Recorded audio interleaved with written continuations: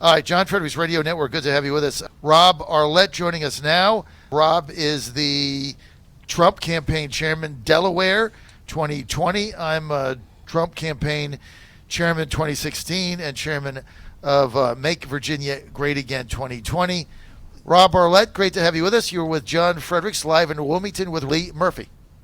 Well, John, it is an amazing opportunity to be with America's Godzilla of truth, and of course, go Murph.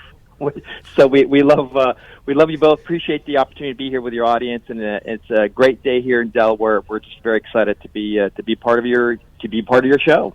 Well, thank you, and thanks for being with us, Rob. And we're only a couple miles from Joe Biden's basement, which is a the bunker. The bunker. It's a mix between Weekend at Bernie's and Tales from the Crypt. But we did have a sighting of Joe Biden yesterday. He came outside. He was looking a little peaked. And he had to be stabilized there by his wife, Dr. Joe Biden. But he's still bunkering it, right? He's doing the video lives. And, of course, he did one the other day. There was a mystery gas passer, right? You heard about that, right? In the middle of his video. Yeah. Yes, somebody let one loose. And now there's a big investigation. Who farted on Joe Biden's video? Well, if we do what he wants, the Green New Deal, I think he's got a problem, right? We're not permitted to, right? Cows can't do that, so why should he? It's got to be some violation. Those dots. I think we need to connect those dots, and I think he's got a problem going into November because we need to connect those two dots, and he needs to get put on the radar regarding his passing of gas. So I think you're right. Rob's onto something, Lee, because remember the new Green Deal says cow farts are bad. So if somebody farts on the Biden video, that's bad. That's not good for the air. That's got to be some. That's a total violation. It's not good. OSHA or something. It's not a good thing. It's not a good. And Lee knows this. I mean, of course, Lee's a great friend, and I was a U.S. Senate candidate nominee. I should say back in 2018 here in Delaware. And so Lee's a great man, and we're excited to have him be part of the process to turn our wonderful state back to being a red state and a state of the people. So unlike the grip that we have right now with Biden and Carper and the like. So, but look, bottom line is we're thrilled and excited here in Delaware. We have a tremendous opportunity to turn the state back around, and we continue to work hard collectively with many people to expose the Biden grip and to expose the lies, if you would, that they continue to spout each and every single day when they open their mouth. Just yesterday, of course, he obviously. Now think about this. He just yesterday he made another appearance in a black church in Wilmington with about a dozen or so leaders of black churches. So now think about this, John. Just last week he came out and announced and admittedly that he has used, if you would, and abused the blacks throughout the nation. Correct?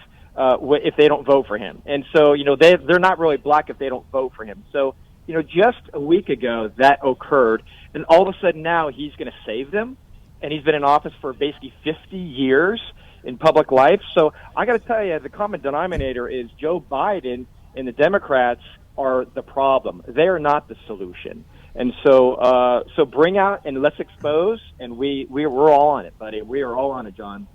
Rob Arlett, campaign chairman 2020, Trump Pence. Have you made any endorsement or decision in either the Republican Senate primary race or the Republican congressional primary race? Will not, and have not. Being the president's state chair here in Delaware, we've been asked by Washington not to get in with the federal offices because it would be construed the president's support or endorsement of a particular candidate. So we've chosen to kind of step back, allow the process to play out, but look, we're excited about all candidates who want to jump in the process and make a difference and have a voice of the people. So we applaud and we commend and support anybody who's doing that, but I am not engaging in any of the federal offices based on the advice of Washington, D.C. and the D.C. Well, when you Trump take the campaign. when you take the position as chairman of a state like I did in 2016, you got to play by the rules, and so I appreciate what you're saying. Look, and if you don't want to play by the rules, don't take the job. I mean, it's easy as that. Sure. Just, then you can do whatever you want. Absolutely. We represent the president Let's here in the state, and so therefore we have to be conscientious of that. You're not a battleground state. You're going to get very little resources from Trump-Pence 2020, very little, if any. They're just not going to target it. So for the Trump campaign with very little resources, how do you run a competitive race? And then I got to go. Sure. Simple. We did the same thing back in 2016. I mean, Trump got 42% of the vote. He lost a lot of votes, John. He lost by about 50,000 votes. So think about that. You shift 26,000, you win. And 26,000 votes is not hard in a small state like us with targeted efforts. So we've been beating the drum of Washington, letting them know that we want their support, we need their support. We can turn this state into a national story around the country when we beat Biden in his own home state. So it's really simple as that, and 26,000 votes is our target, and get them to shift and focus up in Newcastle County, specifically more so in Wilmington, and then turn out the vote of the others, and we will win. So we are, I believe, in the game, and Lee knows that, and the other candidates know that. That's why we're all doing our part in the process to ensure that we turn the state back to the people and going through November and beyond. Rob Arlett, thank you for your time, buddy. Thanks for being with us live here in Wilmington, Delaware, with Lee Murphy running for Congress. Thank you for being with us. You bet. Thanks, John. Thanks My for all pleasure. you do.